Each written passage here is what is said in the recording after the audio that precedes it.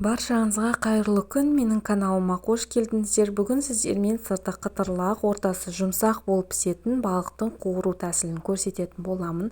Видеоның соңына дейін қараңыздар. Жуылып тазаланған балықтарды өздеріңіздің ыңғайларыңызға қарай осындай бөліктерге бөліп аламыз.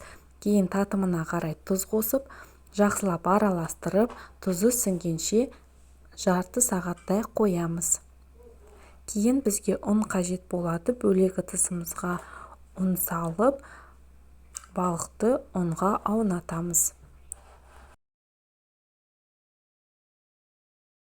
Содан соң табаға май құйып, май қызғаннан кейін балықтарды саламыз.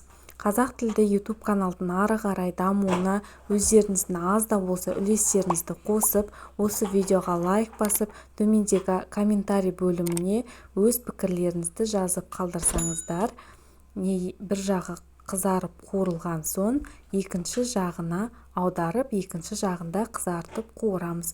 Осы әдіспен жасап көріңіздер, өте дәмді болып шығады. Сіздермен болған Салтанат. Каналыма тіркелмеген болсаңыздар, подписаться батырмасын басып, тіркелуді ұмытпаңыздар.